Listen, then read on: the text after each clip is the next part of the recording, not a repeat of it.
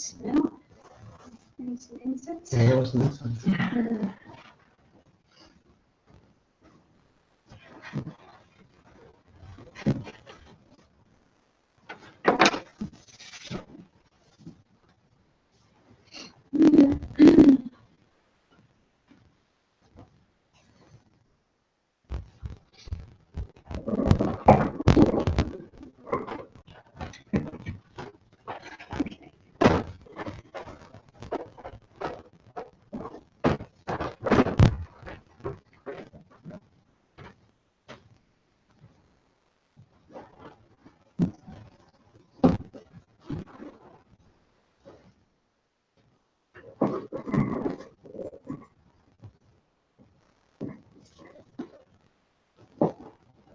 Works? Does it work? Yeah. Can you hear me? Okay. So, welcome, everyone. And so, for the last month or so, we've been doing a course that's called Discovering Buddhism. It's maybe some of you have heard of it or attended it before. It's a sort of introduction to Buddhism course that has a number of different parts, different modules to it. And we finished the first one, which is about the mind, what the mind is and how it works and so on. Now we're on the second one, which is about meditation. And I just started this last week. And I'm just going to do this in a short way, just for a couple of weeks, because I'm also teaching a how to meditate course on Thursday. So I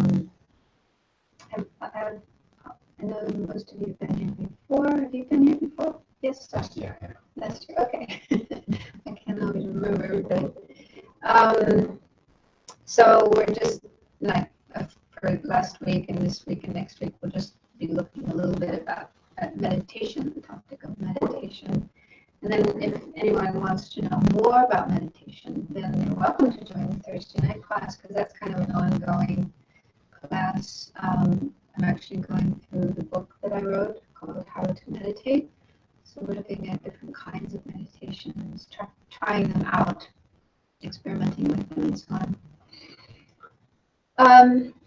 So I'm just doing a really brief kind of introduction to meditation in this class. And so the meaning of meditation in Buddhism, meditation isn't exclusive to Buddhism. It's something you find in many different religions and spiritual traditions. Nowadays, there are a lot of people who meditate who aren't followers of any particular religion. So they're meditating in a more sort of, you could say, secular way. But I'm not knowledgeable about all the different traditions of meditation, and I've only really studied the Buddhist tradition, so that's what I'm able to talk about and explain. And in the Tibetan language, the word that's used for meditation literally means to become familiar or to become habituated. So the idea of meditation is to make our minds familiar with positive states of mind. So it's like getting habituated to, getting familiar with, getting used to more positive ways of thinking or more positive mental states. And so that's kind of the primary purpose and goal of meditation, just getting used to being in a positive state of mind more and more and more. And the more we do that, the more we can experience positive states of mind, then those positive states of mind become more and more our kind of natural way of being. Yeah. So just as if there's somebody who gets angry a lot, maybe 100 times a day or 1,000 times a day or 1,000,000 times a day, they're getting angry a lot. So that means that person is very familiar with anger, and making themselves more and more familiar with anger increasing the anger. So then for that person, anger will come just very easily and very naturally, probably again and again and again and again. So in Buddhism, we don't want that. We want to have more love and more compassion and more positive kinds of experiences. And so the way to do that is to generate those positive states of mind, like love, compassion, wisdom, and so on, and then try to keep the mind in such a positive state as long as possible. The longer, the better. And then gradually that becomes more our natural state of mind, our natural experience. And those positive states of mind will just kind of arise naturally, just on their own. I can say that from my experience. I can really see that my mind has definitely become much more positive than it used to be. And so anyway, so that's the purpose of meditation, is to make ourselves familiar with more positive states of mind. But then one question is, well, how do we know if a state of mind is positive or not? What's the kind of criteria for a positive state of mind? And there might be some people, in fact, I think this is so in at least some traditions of psychology, who would define a positive state of mind as one that feels good. It feels good. So if it feels good, it's a positive state of mind. If it doesn't feel good, it's a negative state of mind. So that's one way of determining a positive or a negative state of mind, just how it feels when it's there. And in one of the books, one of his recent books, His Holiness the Dalai Lama talks about this, and he points out that in Buddhism we have a somewhat different criteria for determining what is a positive state of mind as opposed to a negative state of mind. It isn't so much about the immediate feeling, the immediate experience, but more a long-term, what kind of long-term results come from that particular state of mind. And so he gives as an example, in Buddhism, it's considered very important that we meditate on impermanence and even on death, so that we get used to the idea that we're going to die one day, we're not going to live forever, and in that way we're more ready, prepared for death when it does happen.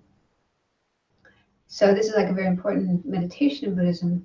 And when people do meditation on death, at least in the beginning, you don't necessarily feel very good. You feel kind of, so you don't get sort of an immediate good feeling from meditating on death. It happens after a while. The more you do it, the more you get used to the idea and see how useful it is to think about death. Then your mind kind of, but initially it doesn't feel that way. So if you use as your criterion how you feel immediately, then you might say, well, that's a negative state of mind. Thinking about death is negative because it makes me feel lousy. It doesn't make me feel good. But the Dalai Lama points out that meditating on death isn't done to make us feel terrible, but it's done to prepare ourselves for what we're going to face one of these days, rather than just suddenly finding ourselves facing death and not knowing how to deal with it, not knowing what to do. So the long-term benefit is beneficial, is positive. So the short-term immediate effect may not be so wonderful, but the long-term effect is a good one. And there's another example I was thinking of, actually he mentioned this as well, that let's say a state of mind where we're caught up in desire, in attachment. Maybe we're having fantasies, sexual fantasies or romantic fantasies or whatever, what kind of fantasies we might have. So the immediate feeling of this state of mind may be good. You feel really happy, about this fantasy. But what about the long-term effects, the long-term results of this state of mind? Is that going to bring real happiness, long-term benefit and happiness? That's debatable. you might be disappointed one day when what you fantasize doesn't become reality. So, and another example, this, I mean, this does happen, although it's pretty horrible. There are people who actually feel good when they make somebody else suffer, right? Like a bully, a bully. They're teasing or torturing some little kid and really feeling, oh, this is great, look at me, look what I can do. So there's some immediate, I don't know if we really call that a happy state of mind, some kind of positive feeling or good feeling. But is that really a good state of mind? I mean, what will be the long-term effect of that? Is that going to bring happiness or more suffering? And this certainly isn't a nice experience for the victim, the ones who are being treated this way. So anyway, this is something to think about. What is a positive state of mind? What is a negative state of mind? And the Buddhist view is the criterion is mainly what is the long-term effect. A state of mind that brings about real, genuine, lasting peace, happiness, and positive transformation of the mind. That state of mind is a positive one, even though immediately the immediate effect may not be so wonderful, but the long-term effect is beneficial. On the other hand, a state of mind that brings about suffering and problems and worse states of mind for oneself and for others, that would be a negative state of mind. And anyway, that's sort of a big subject in Buddhism. What states of mind are positive, and we want to cultivate, we want to generate, we want to increase more and more, and which ones are negative, and we want to try to decrease. But that's really the real purpose of the practice of meditation, is working on our minds so that we increase positive states of mind and we decrease the negative ones. Does that make sense? Mm-hmm.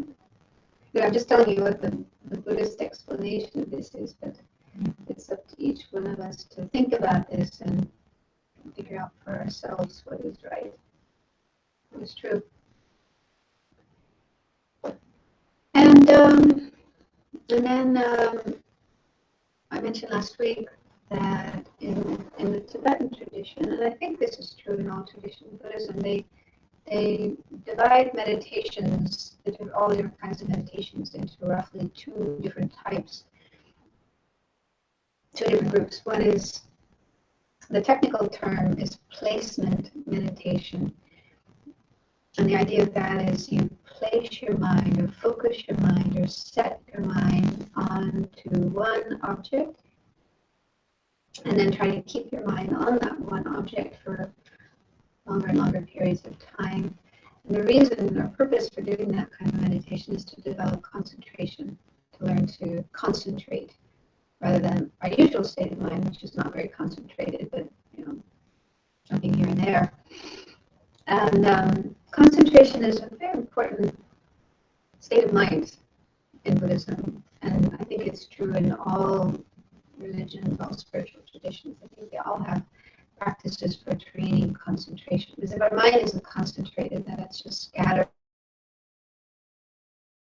to do anything positive with it. So we need to be able to concentrate our mind. It's also very beneficial just in our ordinary life.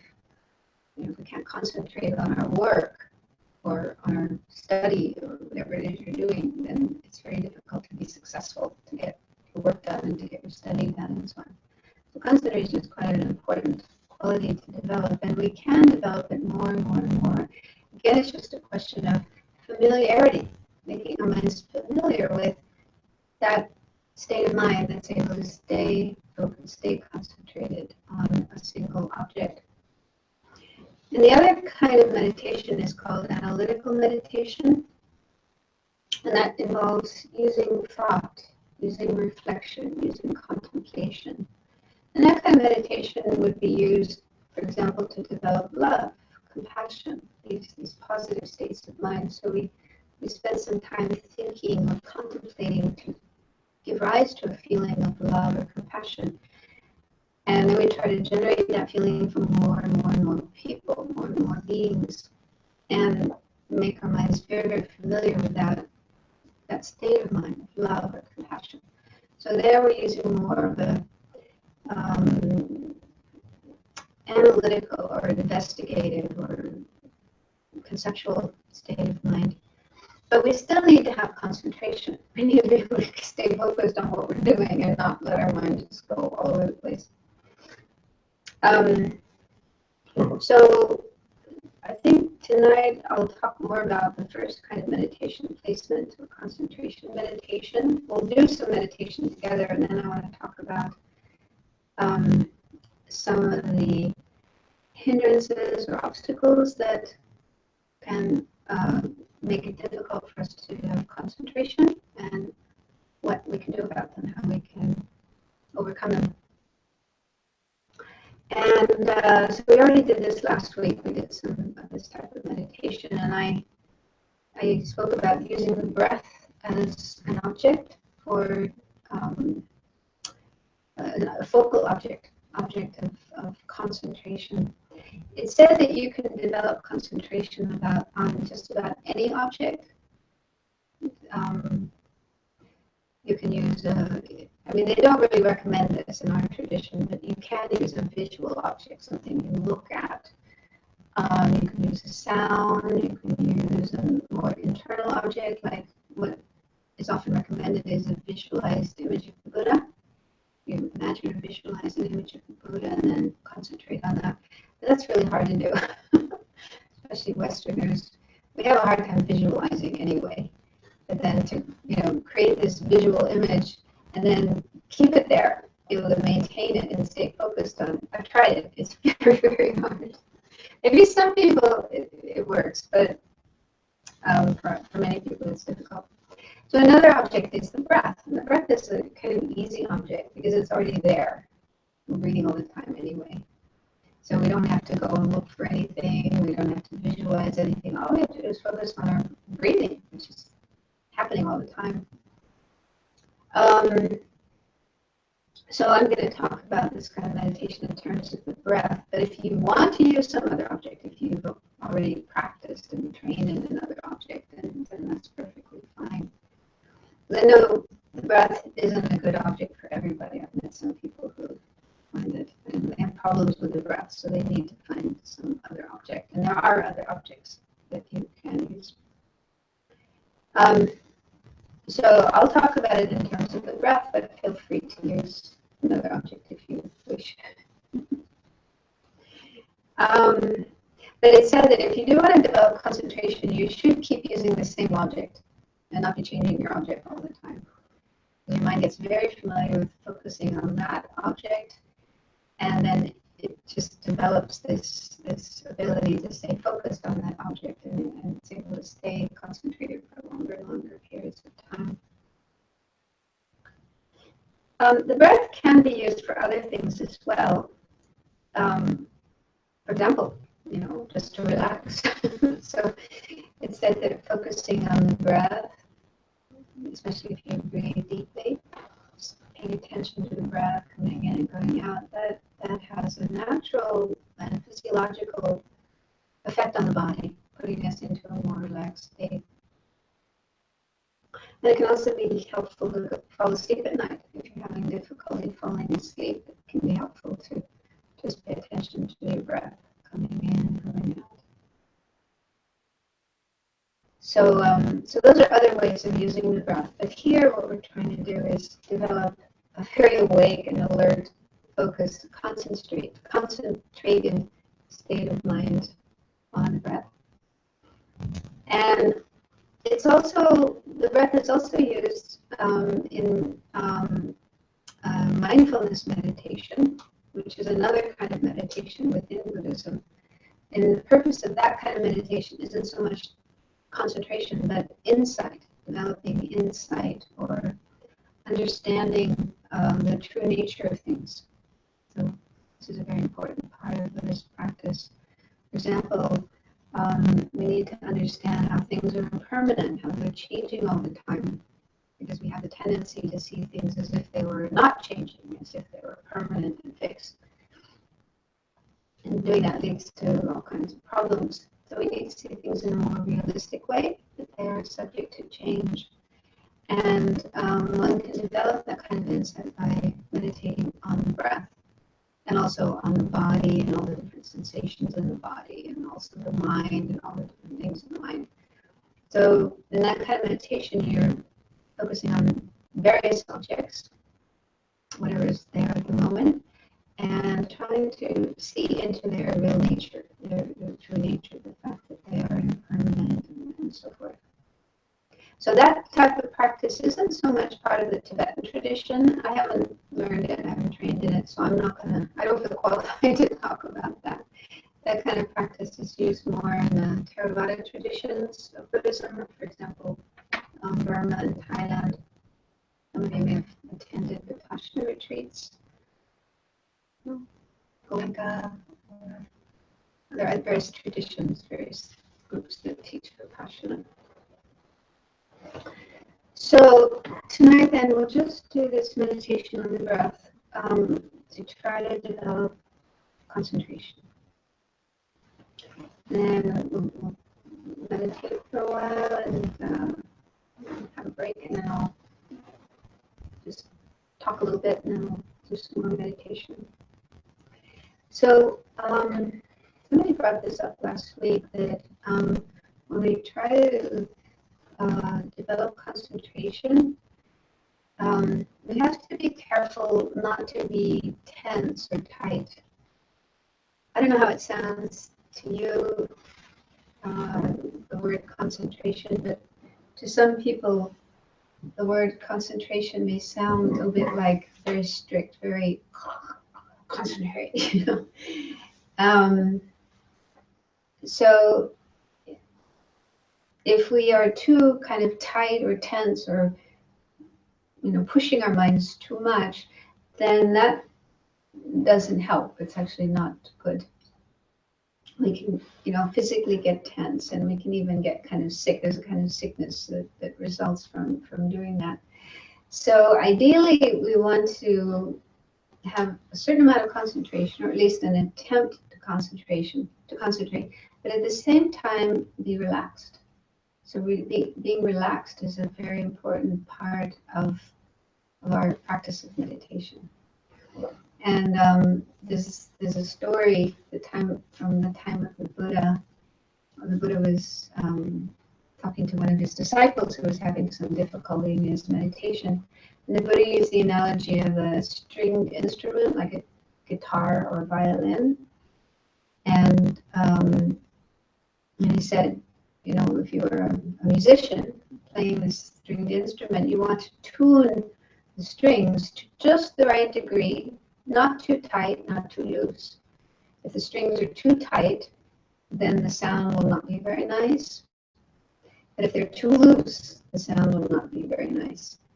So you have to keep going back and forth, between tight and loose, until you find just the right degree of tension, so that the string makes the right sound, a beautiful sound. So he said it's similar with our mind. If our mind is too tight, that's not good. And if it's too loose, it's also not good. So we have to kind of tune our mind to the right degree of having as much as possible a focus, concentration on the object, but not being tight about it, and not too loose either. Too loose would be, for example, if we have no concentration at all, if our mind is wandering all over the place, or if we're falling asleep, or physically, falling down. So those are examples of being too loose. So somewhere in between, not too tight, not too loose. And this is something nobody else can do it for us. We have to do it ourselves. So we have to get to know ourselves and our mind, and just be on the lookout for danger signs. Like if we're starting to get tense, then that may be, a sign that we're being too tight, too forceful. On the other hand, if we're falling asleep, or our mind is just very, very distracted and not focused at all, then that may be a sign of being too loose. Does that make sense what I'm saying? So these are just things to look out for. And so we need to try to find the right balance where we are alert and awake and at least trying to stay focused on the object, but at the same time relaxed, physically relaxed, mentally relaxed. Yeah. Okay, so let's do some meditation now and try this out.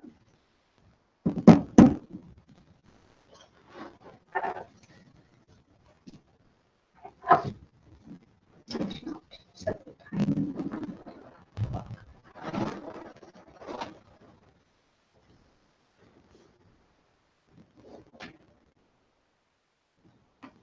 Does 20 minutes sound okay? I think you can manage. It's okay to move. It's, when you're meditating, it's not that you have to be like a statue and can't move. But if you do move, just try to do it quietly so you don't disturb others around you. Okay, so first check your position, where you're sitting.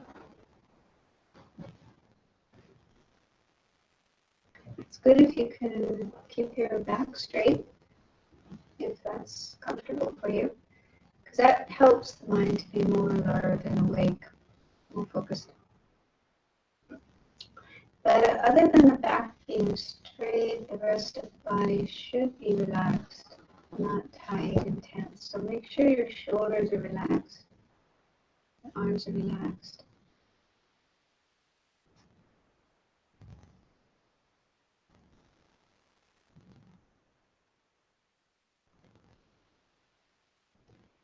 And you can close your eyes if you want, but that might lead to sleepiness. So if it does happen, if you do start to feel sleepy or drowsy or dull-minded, then a remedy for that is to open the eyes a little. Just enough so there's some light coming in. Have your eyes looking down. So there's less chance of seeing things that would distract you.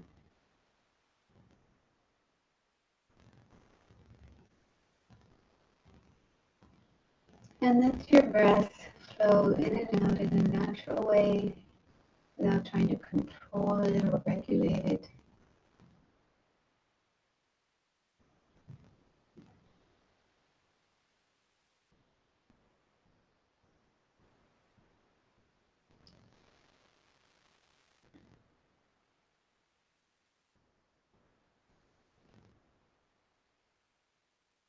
And with your mind, be aware of or observe the breath coming in and going out.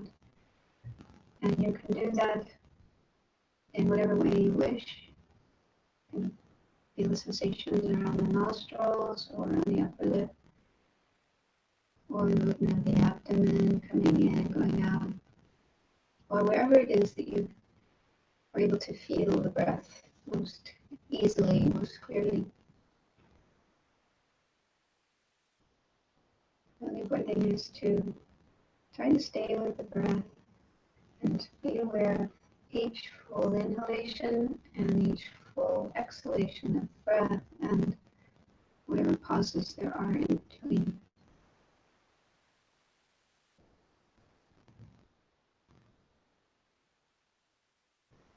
You can count your breaths if you want, if that's helpful, to 5 or up to 10 or even more if you wish.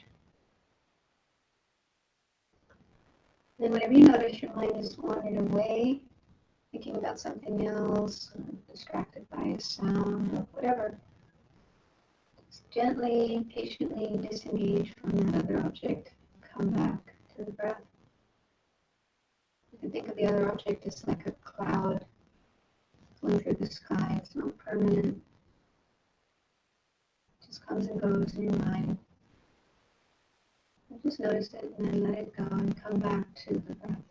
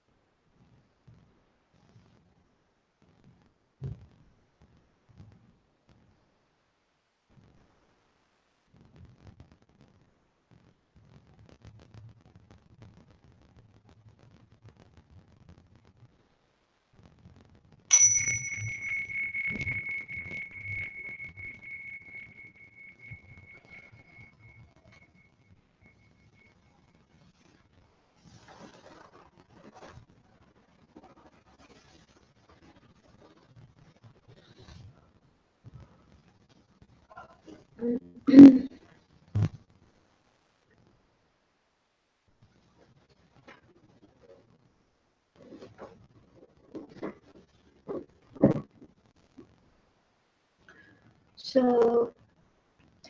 I'm not sure if this kind of meditation is really suitable for everybody. So, if you have difficulty with it, then you don't feel you have to push yourself to do this kind of meditation. For example, if you have a really busy mind, very many thoughts, and trying to come back to the breath again and again could be very frustrating. You might feel, this is just too hard and too frustrating, and then you might want to give up altogether. Or if you're having some emotional problem, if there's something you're worried about, or you're upset about, or unhappy about, or angry about, or obsessed about, some kind of emotional thing like that, and your mind just keeps getting carried away in thoughts and feelings about that issue, then again, it's almost like a battle. You're kind of battling with yourself, trying to, no, I should be watching my breath, and then you keep going off, and I'll come back. So that could be quite frustrating. I'm not saying, if you have these kind of problems, you shouldn't do this kind of meditation, because it could also be very useful just to give yourself a break from all the busy thoughts or all the emotional problems. Just, try to stay with the breath. It could be very relaxing and calming, both physically and mentally. But I'm just saying that there are other kinds of meditations that you might try that might be more helpful or more effective. For example, one Tibetan teacher who spent many years teaching in the West, named Trungpa. I don't know if you've heard of him. Passed away, but Pema Chodron, she's quite well known nowadays. She was a student of his, so he taught this kind of meditation, and she's also continuing to teach this kind of meditation. And he calls it a sort of combination of shamatha, which is calm abiding or concentration meditation, and vipassana or insight meditation, combining those two. And in that meditation, you use the breath as a sort of focal object, but you don't try to keep yourself exclusively on the breath all the time. You just allow whatever comes up in your mind to come, thoughts, feelings, emotions, sounds. You just let them come, and you'll probably get carried away in them for a while, but then you come back to the breath. So I think, if I remember correctly, what she said is, about 25% of your attention is on the breath, and the rest is just paying attention to everything else that's going on. Not that you're letting yourself get completely caught up in everything, but you're just allowing it to happen and allowing yourself to notice it and be aware of it. And then you come back to the breath. So it's nice to have the breath to come back to. When your mind gets totally carried away, okay, come back to the breath. And that helps to feel there's a ground, a basis that you can come back to. So I tend to feel, I haven't really studied that practice, but when I read about it, when I tried it myself, I think it's very nice. And I think it's especially good for us Westerners, especially for,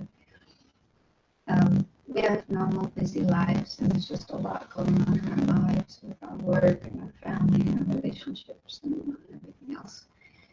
And it's just really hard to just sit down and push everything else aside and just focus on one object like the breath.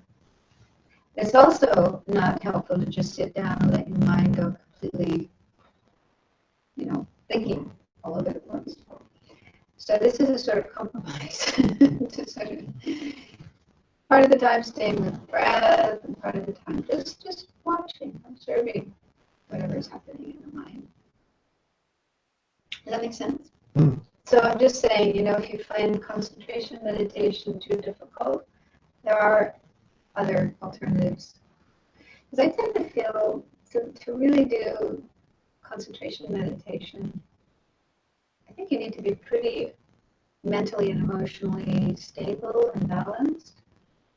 Yeah. So if you're not, or if you're going through a period of your life where there's a lot of emotions coming up, that meditation might be too hard. Might not be the right one for you.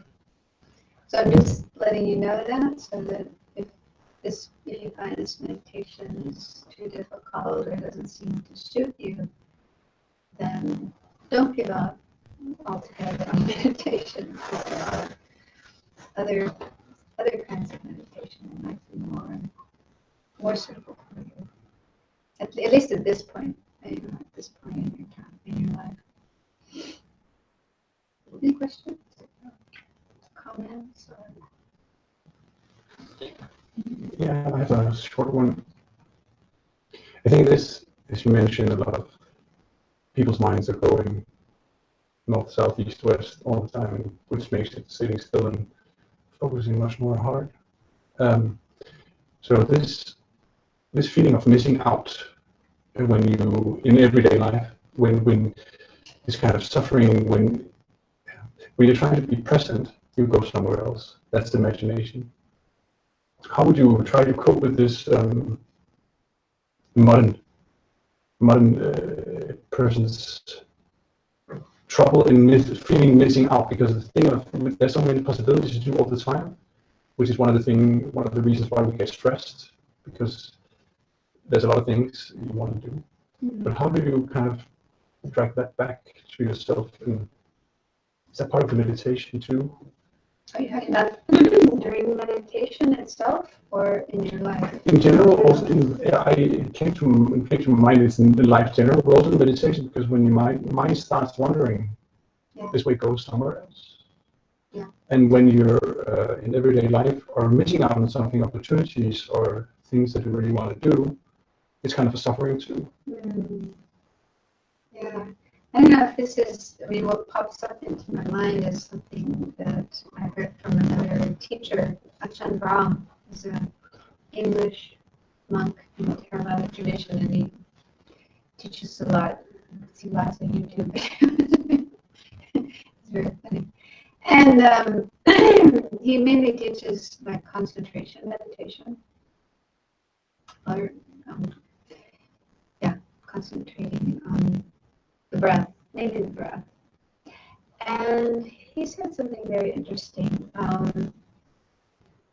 found it very helpful. This mind has this tendency of thinking happiness or fulfillment, satisfaction, whatever it is we're really looking for, really seeking, is somewhere else, usually in the future. If I do this, if I go there, if I have that, I will be happy. And that's what's happening in our mind when our mind wanders away. Yeah, it's always looking for happiness somewhere else rather than here in the present moment. And if we look at that tendency, because I can really see this in myself, it really, really helps. It's like the mind is saying, I'm not happy now. I'm not happy right here, right now with whatever's happening at this present moment. I need something else. I need to go somewhere else. I need to do something else to find happiness. So if you think about it, if you can't be happy in this moment with what's happening now, how will you be happy in some other moment with some other situation or object? It's just like asking yourself that question. And to me, that was so helpful. It makes so much sense. Because even if you do get that other object, you get to that other place, have that situation, that person, whatever, that thing you're sort of chasing after, even if you get there, if you don't know how to be happy in the present moment, how will you be happy in that moment? You know what I mean? The mind will again be chasing after something else. Something else. Okay, and I can really, I've seen this in my experience that just to give a situation I was in a retreat for about 4 months, a solitary retreat. And I was staying in a retreat center in India. And the food was okay, but it was pretty much the same thing every day. Rice and vegetables, rice and vegetables, rice and vegetables every single day. And then I had a neighbor, another nun, who was also doing retreat. She was Italian. And one day she says, I'm going to make some pasta. Would you like some pasta? My heart, my mind just leapt. Oh, yes, pasta. Wow. Something other than rice and vegetables. I was really excited. So she made this pasta, and then she brought me this little container of pasta for my lunch. So I ate this pasta. It was so wonderful to have, this alternative to rice and vegetables. So I ate the pasta, and I really enjoyed it. And then I could see my mind thinking, oh, now wouldn't it be nice to have a piece of cake and a cup of coffee? And I saw that, and I thought, yeah, right. You're just, it's always wanting something else, not being able to just be satisfied with what it has. Does that make sense, what I'm saying? And I see this, if you watch your mind, you can see this again and again and again. And so the same thing happens in meditation. It's like we're not happy, we're not satisfied with just sitting here calmly, peacefully, watching our breath coming in, coming out. I mean, it is boring. It is boring. Not much exciting going on there. And so naturally the mind wants something more, something different, something more interesting, more exciting. So it's... And if you ask yourself this question, I think it's something to ask yourself, investigate yourself. If I can't be happy right here, right now, with what is going on here now, how will I know how to be happy? How will I be able to experience happiness somewhere else, in some other moment, some other situation, some other experience? Does it make sense what I'm saying? So I don't know. For me, that was very, very helpful. And the fact is, we can experience incredible happiness. With meditation on the breath. It's a very, very, very simple practice of meditation on the breath. You just stay with it. I've had little tastes of it, but they say it's amazing. You can get into some incredible blissful states where you just don't want to go and do anything else. You don't want to even eat or go and talk to anybody. You're just so blissful, sitting there with just your body and mind and watching your breath coming in and out. This is concentration. Concentration leads to bliss. So, yeah. So we can find the happiness, the satisfaction, the fulfillment, the bliss that we're really looking for just by sitting here and staying with one object, whether it's the breath or whatever. You have to keep doing it. You can't expect it instantly. But that doesn't mean then you won't want to do anything else. You'll still be able to go and do other things, be with people, do your work, whatever, and enjoy them. You probably enjoy them more because you're able to enjoy things moment by moment instead of one moment you're enjoying it and then you want to rush off and get the next thing. So it's kind of just a change of focus, a change of emphasis. I don't know if I'm making any sense, but does that help? Yeah, seems like being content. Being content. I mean, there's zillions of things we can do. We can't do all of them. We don't have enough time. We only have one body. We can't be everywhere doing everything, and there just isn't enough time to do everything. So we just have to decide what is important. What is it that we really want to do? What is it that's really going to bring happiness and satisfaction? And learn to be content with that and not worry about what other people are doing. I think that I'm missing out on something because I'm not doing what they're doing. I mean, they may not be happy either. They may be very unhappy. They may look like they're enjoying themselves, but they might be very dissatisfied, very unhappy. So don't worry about what other people are doing. You have to find yourself what it is that you really need to do. It's going to bring you the peace and happiness and satisfaction and fulfillment that's right for you. And I know Buddha said it's right here, inside of ourselves, not out there. Right here within our own mind, we can find exactly what we want, exactly what we need. We don't have to run around looking for it out there. But you got to be willing to put some time in. Some time and energy and effort. But other people have done it, and this is what they found. They've had the same experience that the Buddha did.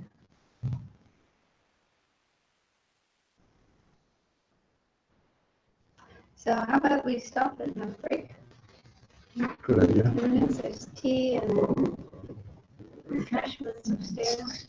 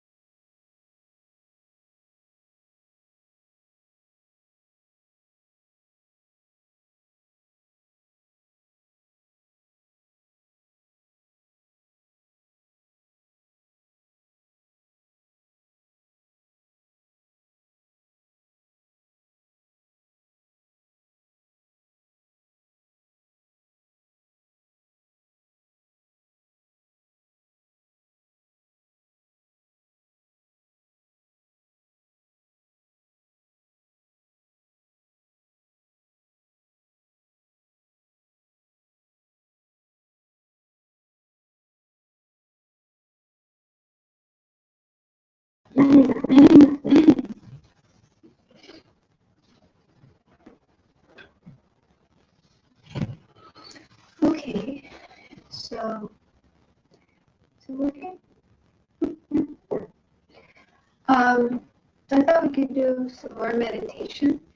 And before we do that, I just want to mention a couple of the common hindrances to concentration and what to do if they happen to us.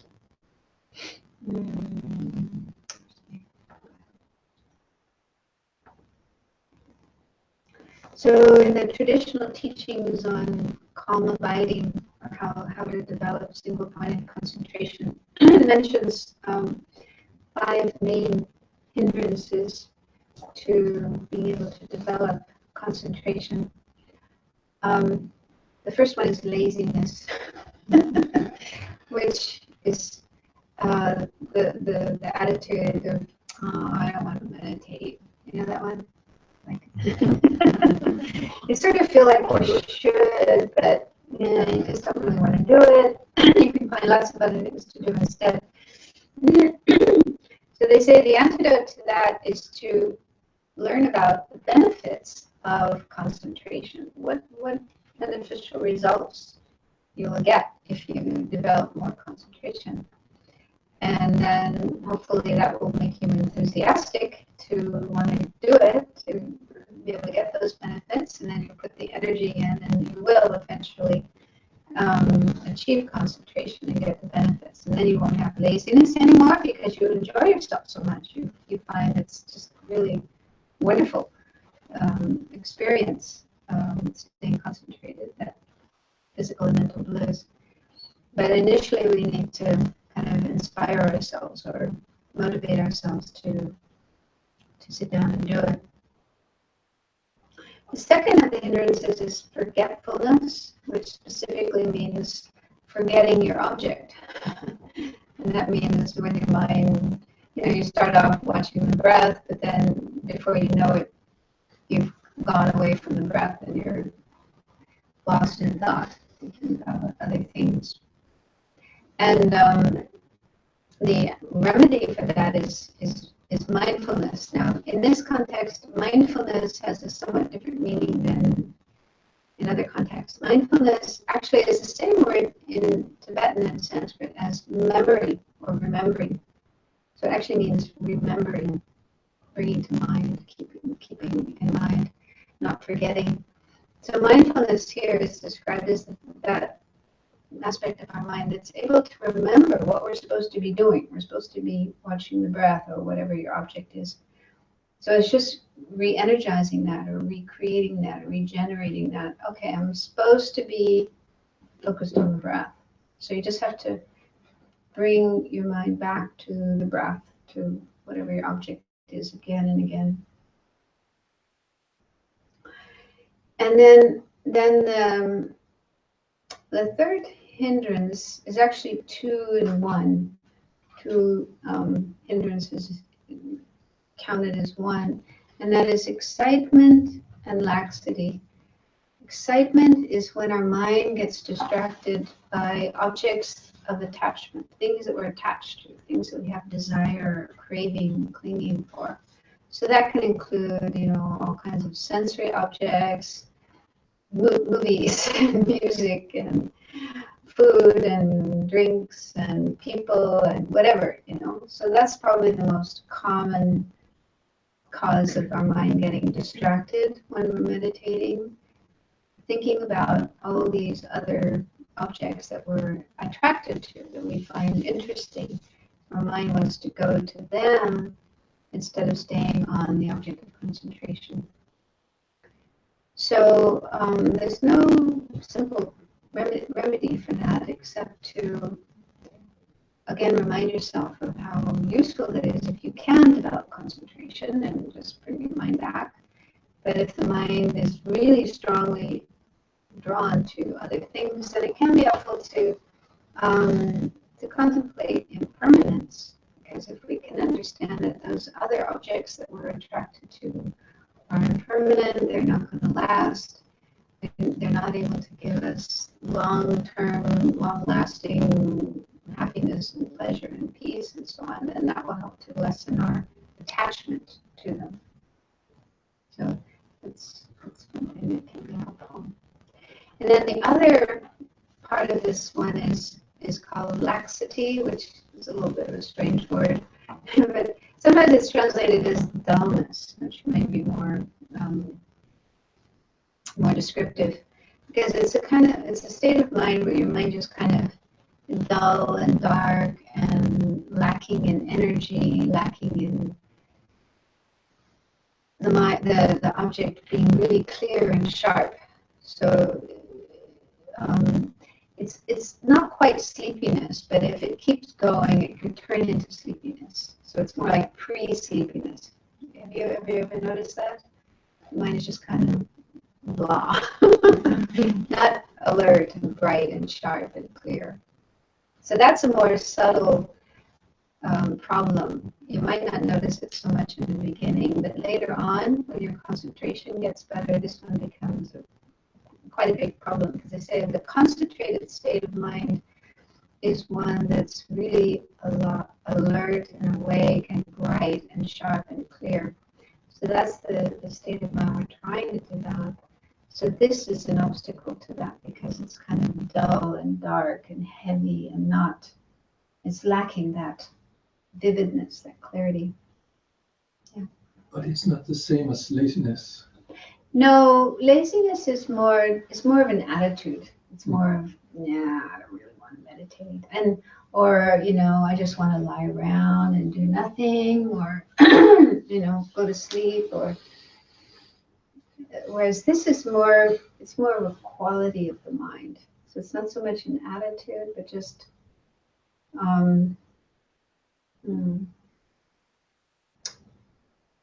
yeah. State. It's more like a state of mind, yeah. I mean, they say it's caused by a mental factor, but it's not quite the same as laziness. A little bit different. I mean, when we have laziness, we probably have this one too. But we might not have laziness, but still have this one. And you might be I really want to meditate, so you're really sitting there and meditating, but this can creep in. And one cause of it might be if you've just eaten too much, you just ate a big meal and, physically you're sort of, heavy, or maybe you're tired, you're sleepy, had a long day of work. So there could be other causes for this, not necessarily laziness. Yeah. Does that make sense? Yeah. Okay, so let's do some more meditation and see if you notice any of these problems occurring, and if they do occur, just try to notice. Oh, this is laziness, or this is forgetfulness, or this is distraction, excitement, and then try to apply an antidote to it. Try not to just let it keep happening. And mainly, if we can just bring our mind back to the object again and again, that is pretty much the remedy, the cure for all of these problems.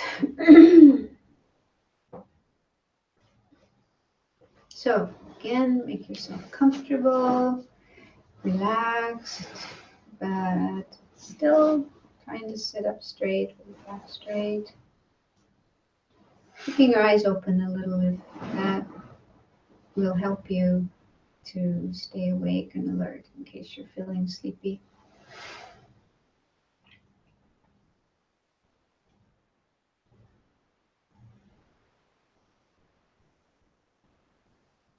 And one thing that can be helpful at the beginning of a meditation is to just say to yourself something like, okay, now I'm going to meditate on the breath. I'm going to try my best to keep my mind focused on the breath. And when it wanders away to something else, I will bring it back to the breath. So just kind of talk to yourself and tell yourself what it is you're going to be doing, and try to make that a determination about what you're going to be doing for the next 15 minutes. And then when you've done that, then just focus on the breath and try to stay with the breath and come back to the breath when the mind wanders away.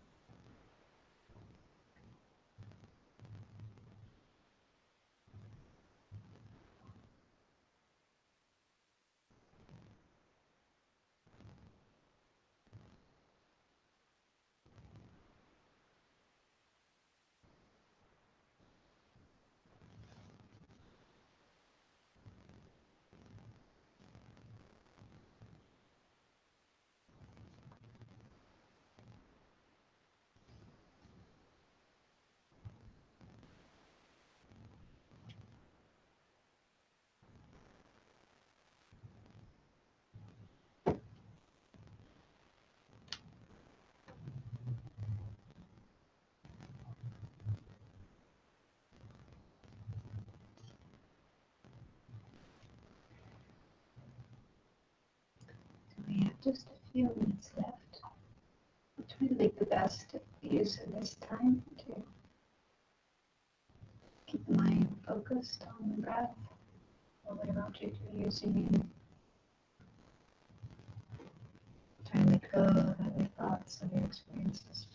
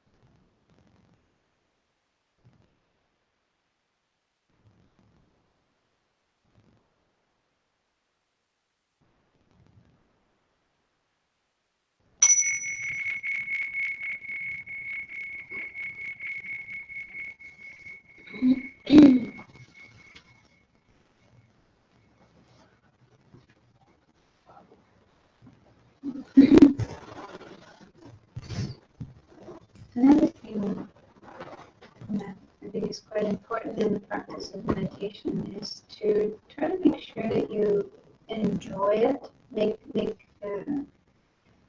practice of meditation something enjoyable. Learn to enjoy it rather than seeing it as a chore, boring, something you don't really want to do but you feel you should.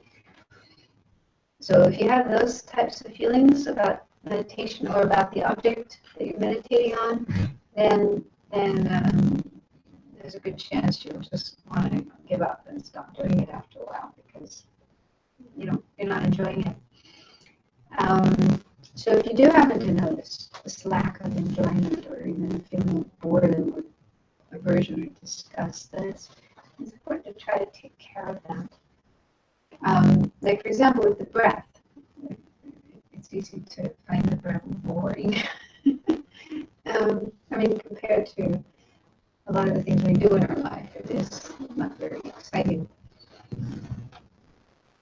But you can work with that by reminding yourself that the breath is very, very important. If we don't breathe, we don't live. You die. Okay? If you've ever been in a situation, like maybe you got stuck under the water, or maybe you got stuck in a small closet or an elevator, and you couldn't get out, and the air is running out. So if we're ever in that situation, then we would really clearly see the importance of the breath, how important, how precious it is to be able to breathe. So it's useful to think about that. And try to see that the breath is not boring. It's actually very incredible. Just the fact that our body is able to, everything's working. Our lungs are working, our nose is working. We're able to breathe in and out, and that means we're able to continue being alive. And that's an incredible thing, a miracle. It's actually kind of a miracle that, the body just keeps breathing in and out. That means we can stay alive.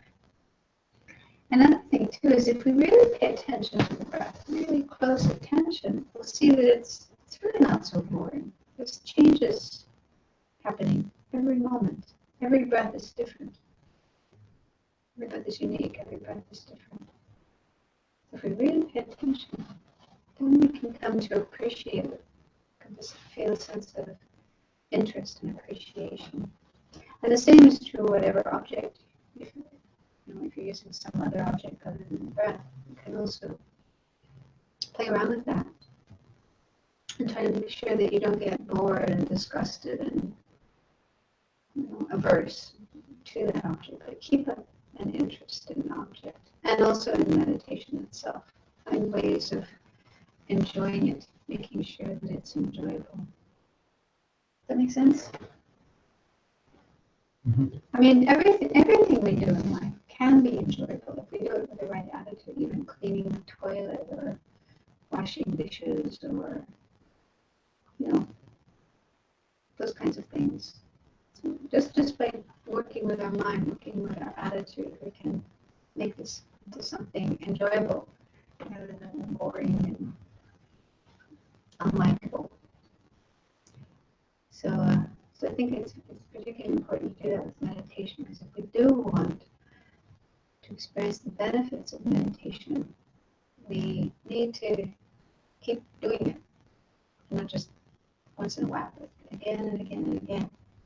And that way, we get familiar with the practice of meditation. Our mind really starts to change, and we're creating the causes to get the full benefit, full results of the practice. So we have to be able to keep going in the practice, and that means we have to find a way to enjoy it. Okay, any last questions or comments? I was aware that in the last time I have been using maybe too little force. I've been too lazy, and I was doing like you said. That I was preparing myself. I was speaking to myself before we started, as you said, and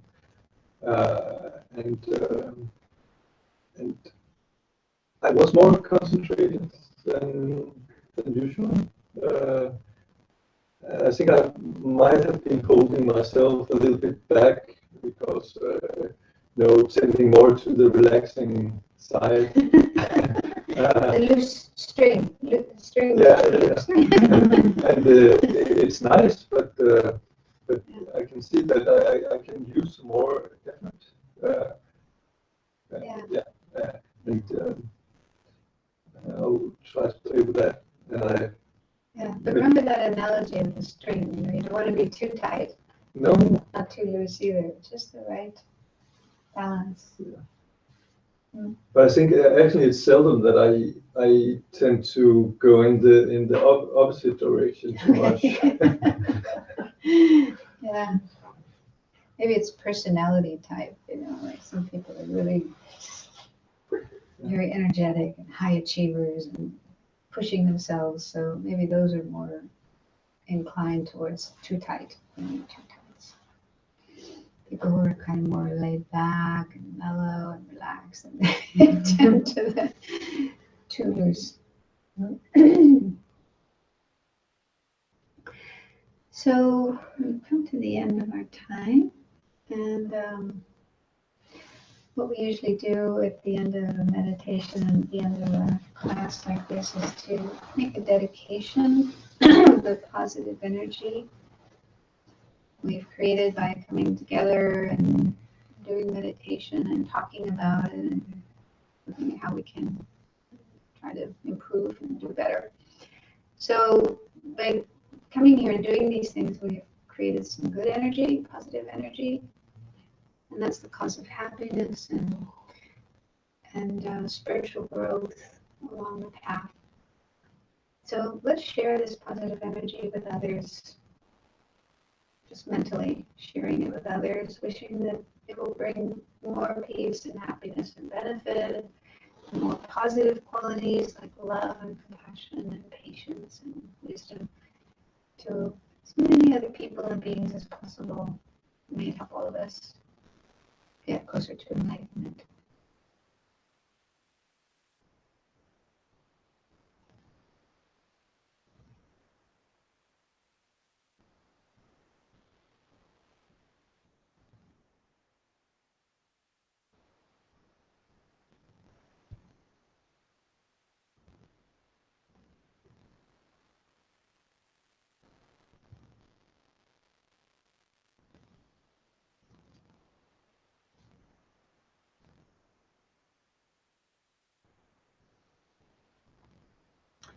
Okay.